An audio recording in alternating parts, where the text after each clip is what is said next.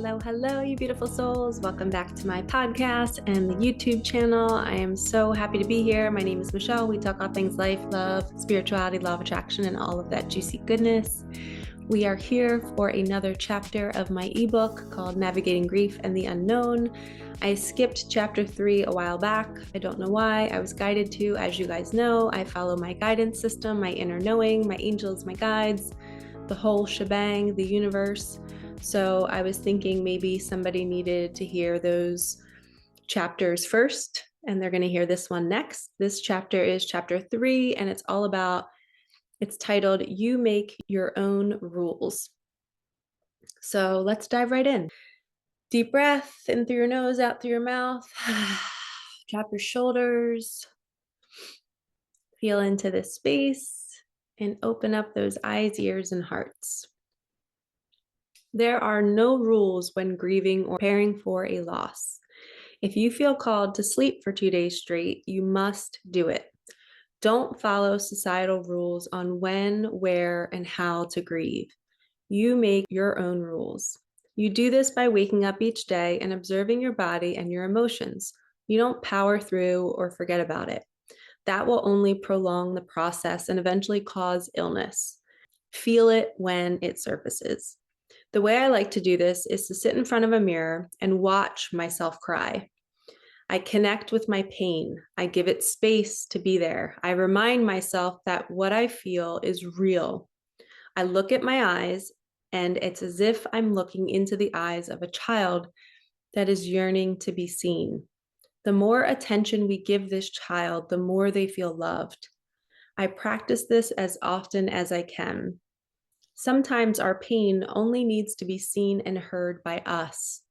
I find that when I do this practice, the pain subsides pretty quickly.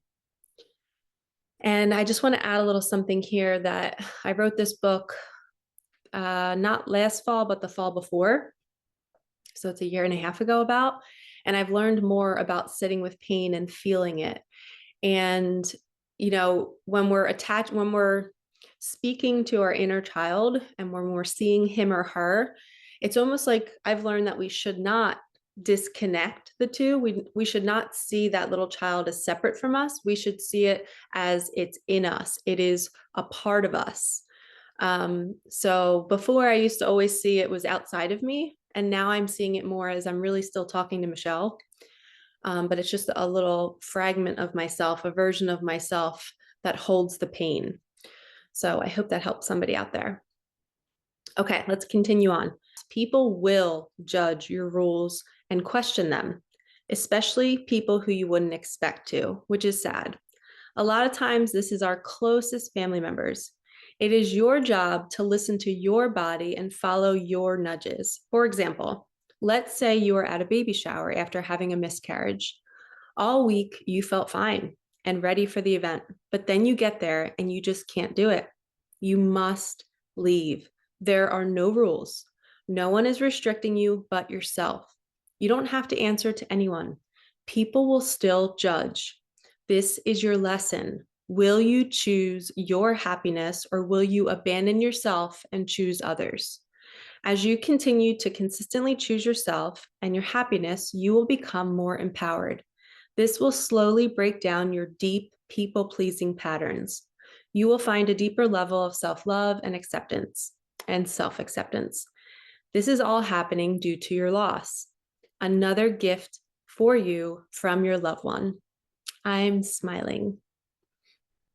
Family members who are not on a healing journey and those who cannot handle their own emotions will push you to get over the loss. This happens because they cannot handle watching someone they love in pain. They can't even handle their own pain, so how could they handle yours? It is painful for them to see you in pain. This is their projection onto you. They just can't stand to be around it, see it, or feel it. They might even avoid you, diminish your pain, and possibly be rude or harsh. You must be a witness to this and not let it hinder your healing process. Do not take it personally. Do not harbor hate for them. They don't know any better. Take your space. This is your journey. You must stay the course and nurture yourself. If it helps to keep this person at a distance until you're strong enough, then do that. Keep choosing you. That was the end of chapter 3, and now we're going to move on. We're going to do part 2 of chapter 6, which was finding the magic. So for me, with following no rules, I really struggled. So the reason why I wrote that short chapter is because there were so many times where I would abandon myself and I would push my grief down because I felt like it was something I had to do. And at the time, I did talk therapy for about 15 years of my life through my college years. And then it was perfect because I already had a therapist when Micah passed. So it was like I was already set and I had that guidance. But she told me when Micah passed, she's like, Michelle, you have permission to not go to weddings, to not go to showers, to not go to anything for as long as you want. And it was the first time in my life where I was like, huh, shit, this is great. I have a free pass. And the empath in me and the hermit in me was like, oh my gosh, I get to be in my glory and I can say no to everything and people will be okay with it. And I don't have to worry about like upsetting them because now I have this free pass. And then I really looked at it like, if I was really not wanting to go to those things, why was I going? You know, that I still love that person. And if it was somebody I really, really connected with, I honestly wanted to go because I love them. But if it was like a distant family member or a cousin, a second cousin, like I then learned I am saying no to things if they don't feel right and I don't want to do them. And you can too. It doesn't take grief. It shouldn't take grief to get us to this point of feeling like we have to do things to please other people. So that was one of the gifts that my grief showed me, was that like I stopped people pleasing. I really tuned into my body and what I needed, and my grief taught me that. So hopefully this message saves you some trouble and really makes you think like, why am I going to this shower? Am I really truly connected to this person? And do they feel like, I know they're honoring me and inviting me, but if you wake up that morning and something feels off and you just don't feel good, you have to honor your body. You can't abandon your own needs, okay? Especially when you're grieving. And that's hence why we're here, because I'm talking to people who are grieving or people who are supporting people that are grieving. So maybe you're watching this and maybe you're the person that had the shower and you had somebody not come and you don't understand why they didn't come. Well, maybe now you're a little bit more open to the fact that their parent, child, loved one might have passed away 2 years ago, but they might be grieving it this weekend and it might come out of nowhere. And we have to be gentle and honor that. When grief surfaces, there's nothing we can do about it. And we have to honor people where they are. So it's hopefully giving you a little bit more compassion. Okay, so now one of my favorite chapters, it's chapter 6, part 2, finding the magic. I don't know how much I'm going to read. 1, 2, 3, 4, 5, 6, 7, 8, 9, 10, 11. Yeah, there's 11 pages. So I might just read 4 or 5 of them, and then we'll do our next podcast with the second half of this. All right, here we go. Finding the magic. Now that you have a better awareness around grief and what is possible when we look at it from a new lens, I would love to share a more intimate look into who I am now versus who I was prior to my grief. Through the healing process and the unlearning, I found my way back to my true essence. This essence is who we all came here to be. We came here to be love. We came here to be so very present, to be so grateful, to practice the true meaning of unconditional love. I am incredibly blessed to be someone who has learned this. I feel it is my duty now to exude it, to share it, teach it, and be it. I am so proud of myself for not giving up and not falling victim to my depression. I am beyond happy to be waking up each day, living my life with this freedom in my body and in my mind. You can too. Here is that intimate look into me and how I transformed personally. I am a 39, now 40-year-old woman who loves the small moments in life. A warm hug, a smile from a stranger, yummy food, a sign from my daughter, long runs around farmland, stopping my day to help people, a long walk on a beautiful tree-lined street, music playing while I shower, decorating my home, a good hot bath, a delicious book on Audible, fresh sheets, pretty flowers on my counter, a candle burning, joyriding in my Jeep, being playful with my nieces and my nephews, singing and dancing wherever I am, and so much more.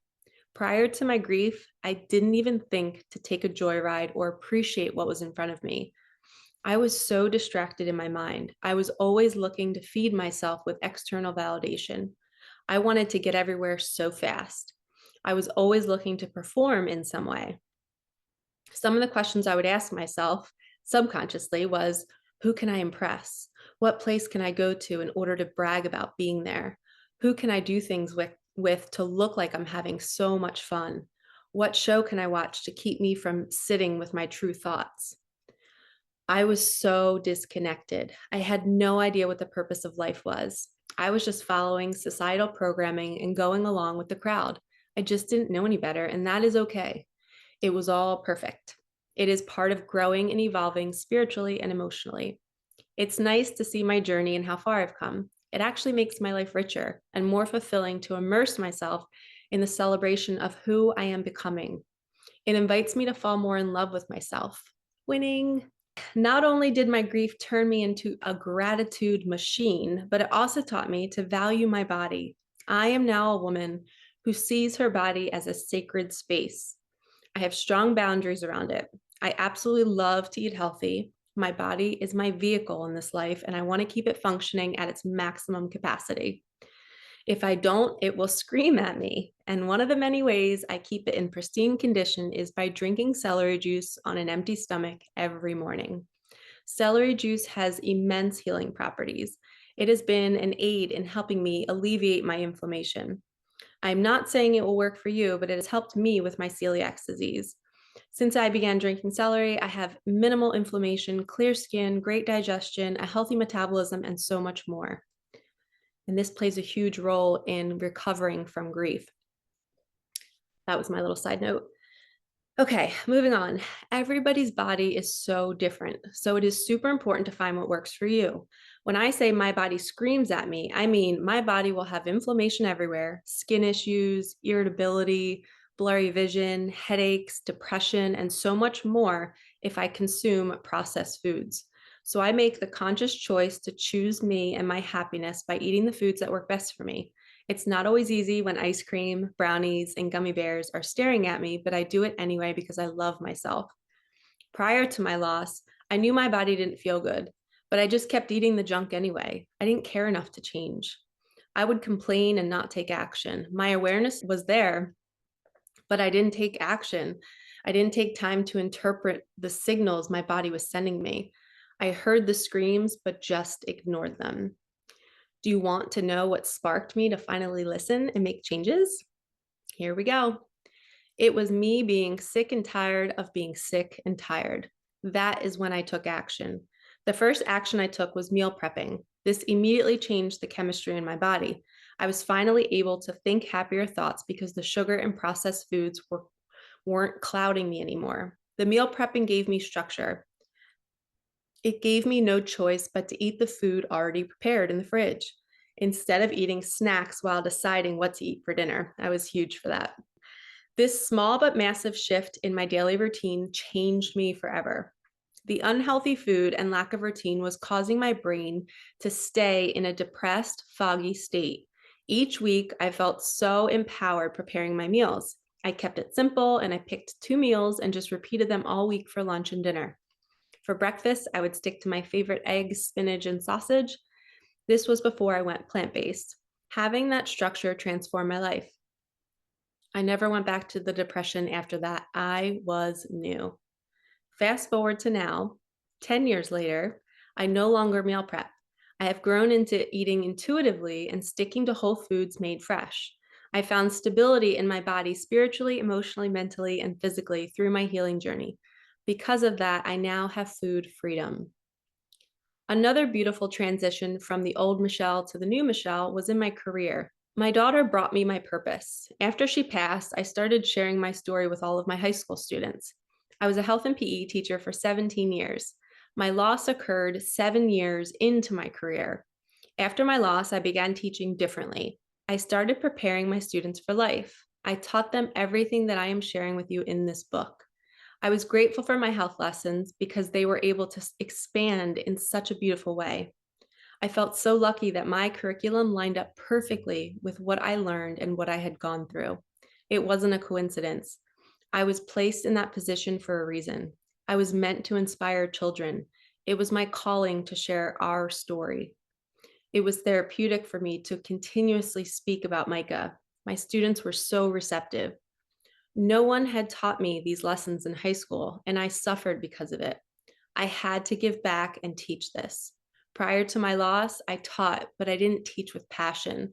I didn't feel like what I had to offer was meaningful. This was the first unfolding of how my pain became my purpose.